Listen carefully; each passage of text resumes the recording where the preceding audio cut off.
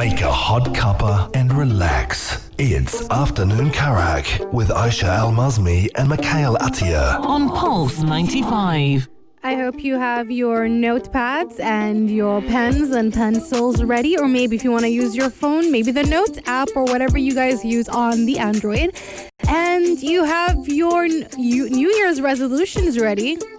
Mine, as I have said before, are going to be somewhat recycled from last year because I didn't really do much this year, as have a lot of people haven't. I'm pretty sure that a lot of us have faced a massive slump here in 2020. Actually, here's a funny thing. Last night, or basically for the past couple of days, the moment I realized that this is the final week of 2020, for some reason my brain restarted, and in my head right now, we are in 2019. I am completely convinced we are in 2019, and that on Thursday when the clock strikes 12, it's gonna be 2020. Reality has been chucked right out. And yeah, I mean, this is probably my coping mechanism, and this is the Afternoon Karak, your coping mechanism for 2021, and hopefully 2021 will be much better than 2022. I mean, only upwards, right? That's what I keep on saying. Only upwards going on forward from here and on. Today on the Afternoon Karak, I'll be giving you some updates on Cyberpunk 2077. We are not done talking, and there's a lot of things that have been escalating. We spoke about a class action lawsuit. We've got a lot more details about that, and they even have been talking about the multiplayer. There is some bad news concerning that, but there is some good news here on the Afternoon Karak because we are, or at least I am, going to be reviewing Pixar's newest movie, Soul, that was released over the weekend on Disney Plus. Also going to be talking about some Spider-Man rumor. We're not done talking about Spider-Man. I know we've been talking a lot about the actual actors and actresses that are going to be involved in it, but we're going to be talking about the future of the Spider-Man series and what Sony and Marvel Studios have in mind for them. And finally, about a very funny collaboration that Nintendo missed out on with a very, very famous rapper, and that is Kanye West. That is the weirdest duo. We can talk about it later in the hour, so stay tuned for the Afternoon Karak for a lot of fun, lots of entertainment, lots of chatting, only here on Pulse 95. Pulse 95. The very much anticipated Cyberpunk 2077's launch was a disaster, to say the least. The game was pretty much unplayable for anybody who tried to play it on the console, but it was working perfectly fine on the PC. And now, apparently, the investors of CD Projekt Red have been quite upset. They are angry enough to file a class action lawsuit against the company.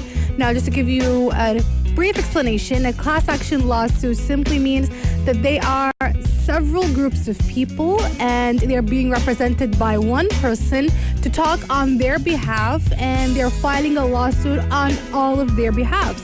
So the lawsuit was filed 2 days ago, and they basically say that the performance of the game ahead of its release caused the market value of the game to drop, which is why the investors were hurt equally as badly.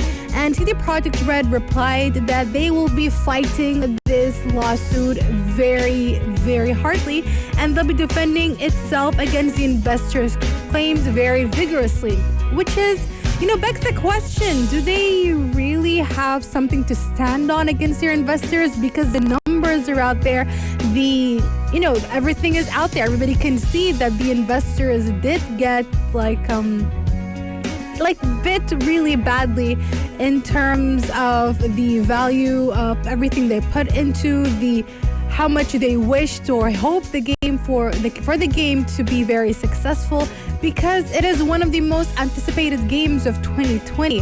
It was delayed multiple times, and that should have been a red flag for everybody, but we kind of had some hope that those delays would pretty much fix the game, or at least make the game very polished. And we understand that a lot of games have bugs here and there, but this was just unbelievably unplayable. But like we said, we just need to wait and see if there are any sort of updates in the upcoming days, because we want to see how will CD Projekt Red really defend itself, especially since they have a lot of updates coming up, a lot of patches to fix all kinds of problems within the previous gen consoles. And they're also working on the next gen console version of the game as well. So they have their hands very filled to the brim. They do not have time to work on other things that they promised, such as the multiplayer that they promised will be part of the game eventually. Now, here's the thing though. They kind of did say that in 2021, that is when they're going to start picking up the topic of the multiplayer. However, in a recent investors meeting, the CEO of CD Projekt Red actually said that this is far from what's on their minds right now, which makes absolute sense that they do not have the time for it. Neither do they have the capacity to be working on a multiplayer, especially since the base game itself is incredibly buggy, has a lot of issues. It is, just like the investor said, it's quite unplayable. You can barely progress through it before the game crashes way too many times. If you guys go on YouTube, just type up Cyberpunk 2077 on the PS4 and you can see the many bugs that appear. Some of them are just unbelievable, and it just makes you kind of sad that this game was highly anticipated by a lot of people, including myself, and a lot of people had a lot of faith in CD Projekt Red to the extent that they pre-ordered the game. And actually that's the reason why, despite the game being a failure and that a lot of places were giving out refunds, including GameStop, that usually does not have a refund policy for any game that was open, including Sony, that removed the game and is issuing out a refund again against their usual policy. You think that it would have had sold, well, not enough games despite the refund, but it actually sold 13 million copies. But the truth is, those 13 million copies were mostly the game that was already pre-ordered. So it kind of, it's like, did they really do something, or was it just luck that they had a lot of people have a lot of faith in them due to the fact that a lot of people love this company and enjoy their releases? So we're gonna keep you guys updated about the Cyberpunk 2077 conundrum and issues that are non-stop. I mean, we've got a class action lawsuit and a lot of angry people, and we still don't know much about whether Microsoft is also going to remove the game from its store just like Sony did. So we're going to keep you updated. And as for what we're going to be talking about next, it is Pixar's newest movie, Soul. I'm going to be reviewing it, so join in the conversation. Text us 4215, it's Salat or Do, and tell me if you've watched it and if you enjoyed it or not, and whether you want to know if it's worth watching or not. Stay tuned for that, because it's coming up next right here on the Afternoon Karak. Is it an epic or epic failure? The Big Review. Movies, games, and TV in focus. Pulse 95. I will be talking about Soul, one of the most anticipated movies from Disney's Pixar, and it was released earlier a couple of days ago on the weekend. It is, I believe, to commemorate probably New Year's Eve and also Christmas Day and Christmas Eve, and it follows the story of a music teacher called Joe Gardner, who seeks to basically make it in the jazz world. So the entirety of the soundtrack, the vibes, and the feel of the movie were quite jazzy, to say the least. So what happens is that due to an accident, he gets, well, in the nicest way possible, he gets separated from his soul, and now he tries to get back to Earth, and he wants to be, well, reunited with his literal self so that he can go to what he would consider a breakthrough gig that would be what would propel him, what he believes would propel him right into the world of jazz. And the movie has a huge and wide array of actors and actresses voicing these characters, starting with Jamie Foxx as Joe Gardner himself. Then we have Tina Fey, who plays 22. 22 is a soul that is trapped in the great before. The great before is what they call the life before you started. So technically, this is Pixar's imagination or Pixar's way of explaining how a soul is or what a soul is right before they are born, and 22 is that particular soul. Also included in this amazing cast is Questlove, Daveed Diggs, the amazing Angela Bassett, Graham Norton, Richard Ayoade, and many, many more.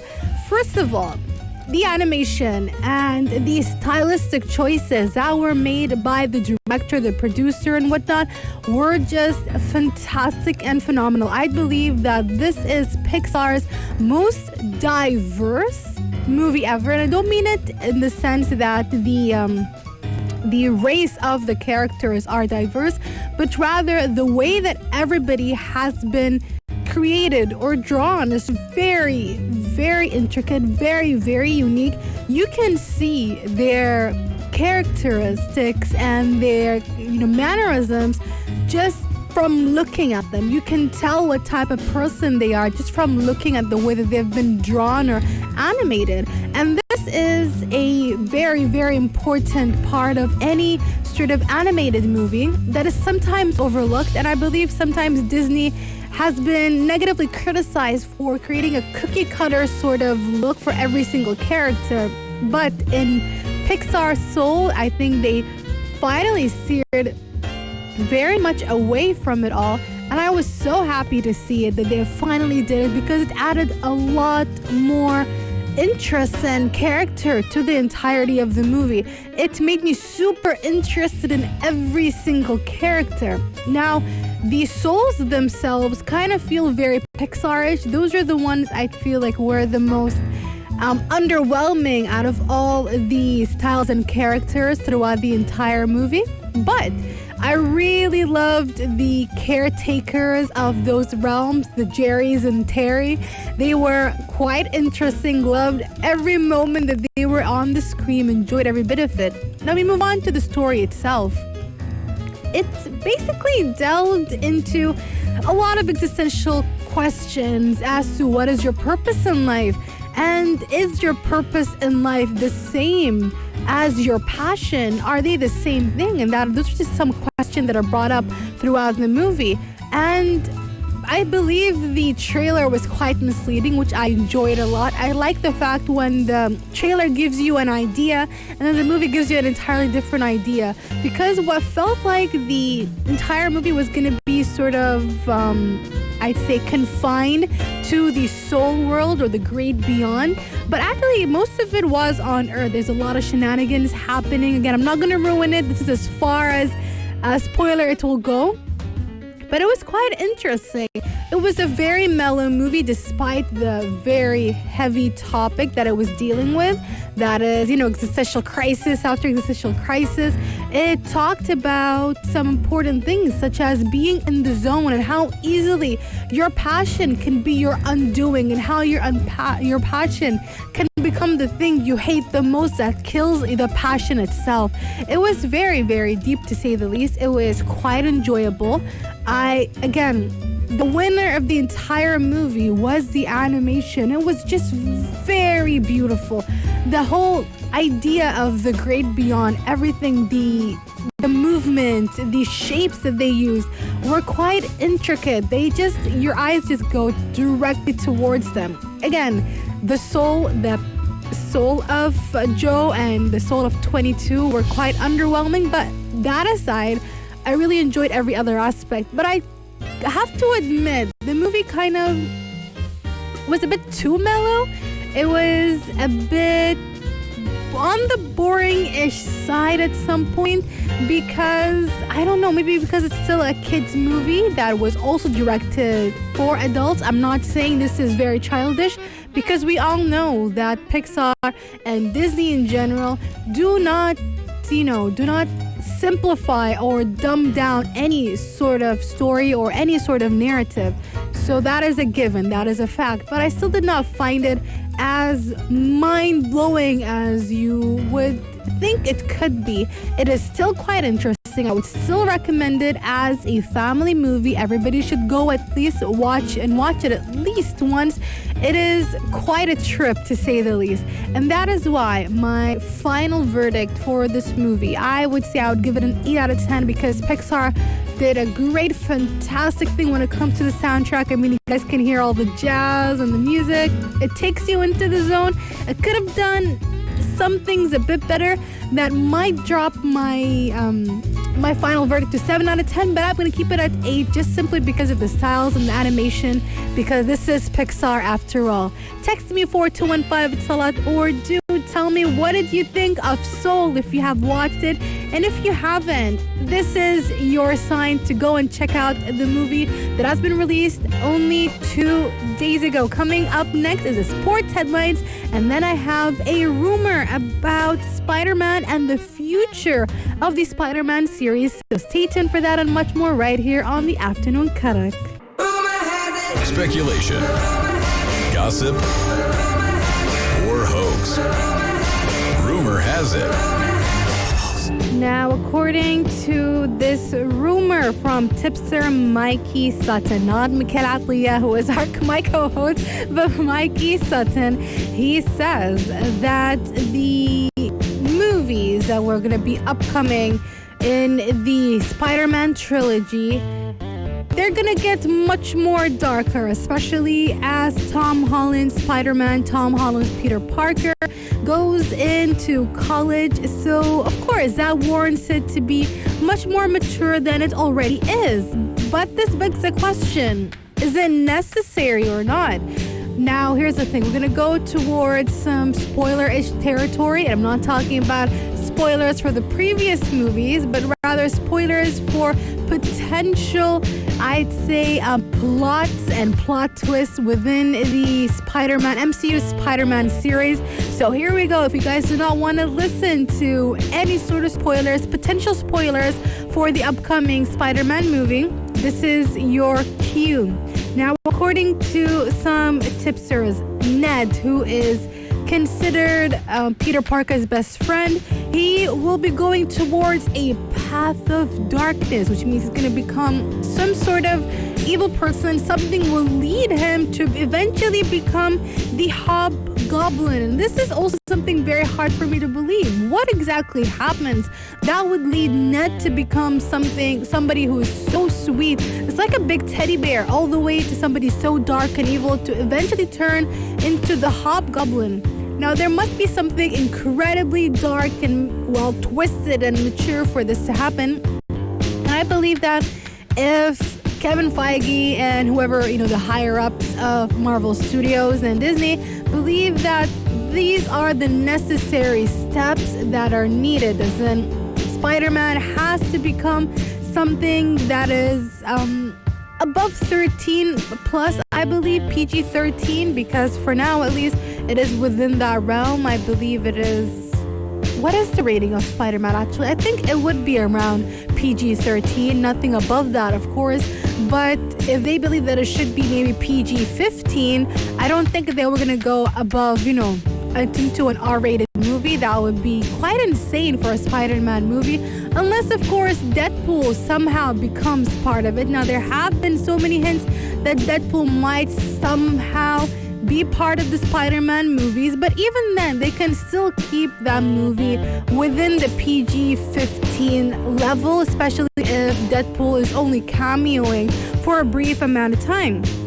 And there's also some other spoilers, such as a potential the Gwen Stacy that might also be involved in the upcoming trilogy as well. So it just begs to wonder, is it necessary? If it's necessary and it will help the plot, and it's not just there just for, some added wow factor, or for the fact that maybe Marvel wants to delve more deeper into much more serious themes and much more darker themes. Again, it just depends on whatever outlook they have for the future of the MCU.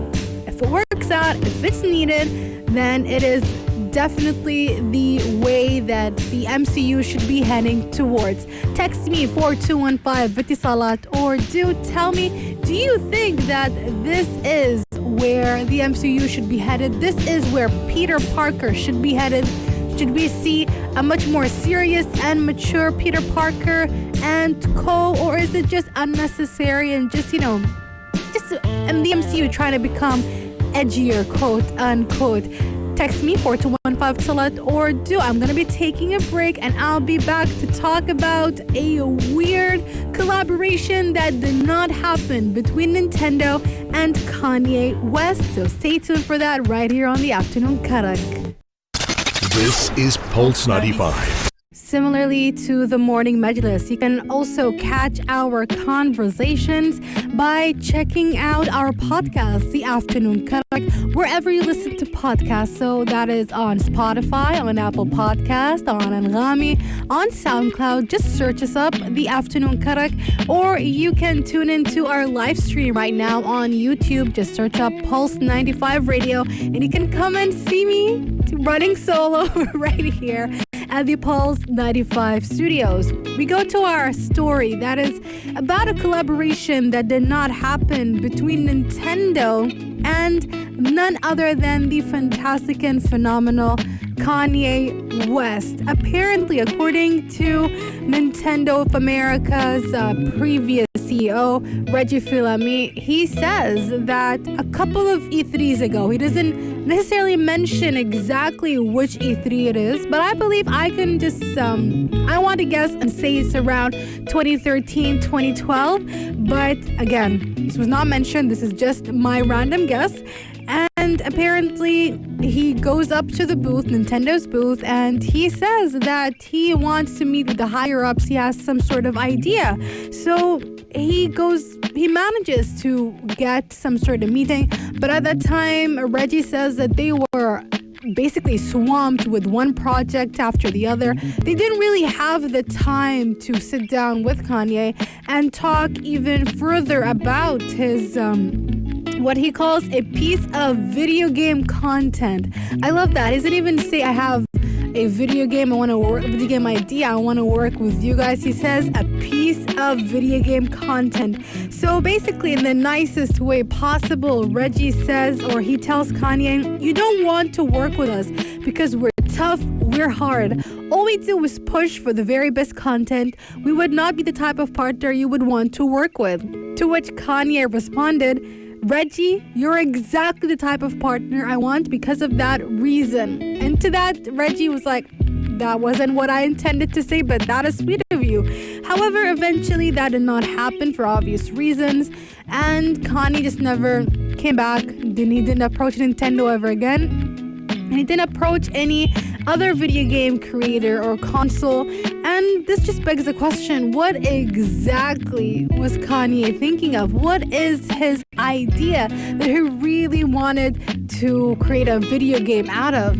I believe it might have been some sort of tie-in with one of his albums. Maybe he wanted to do some sort of whole experience, some sort of visual / audio narrative, similarly to when a lot of artists would create a whole, I wouldn't say one music video, but a whole visual experience when they have a whole very long film that would encompass the entirety of the album, similarly to what Rosalia has done, similarly to what Beyonce has done several times. And it just shows that the artist experience has very much evolved, and we can see that since this was many E3s ago, this means that Kanye was ahead of his game and thinking way ahead of a lot of artists, and probably thinking of a lot of ideas where he wanted to take his album and just give his listeners and potential new fans, some sort of interesting experience. I would love to know what he was thinking of. I want to know exactly what his idea was, because I know it's probably just way out of the box. It's not a normal idea, because of course it's coming out of Kanye West's brain. It's not a normal idea. And with that, we end our segment and we end our hour right here on the Afternoon Karak. We make way for the fantastic Big House and the phenomenal Anna Schofield to take over from 5 p.m. all the way to 8 p.m., keeping you entertained and keeping you strapped in and, taking off. Well, this is it. So stay tuned to Pulse 95 for all kinds of fun and entertainment, all kinds of cool things. I'm pretty sure there's a lot to talk about from there on, only here on Pulse 95. If you liked this episode of Afternoon Karak, drop a like and subscribe. Pulse 95. Be sure to follow us on Instagram for all our daily updates and top stories.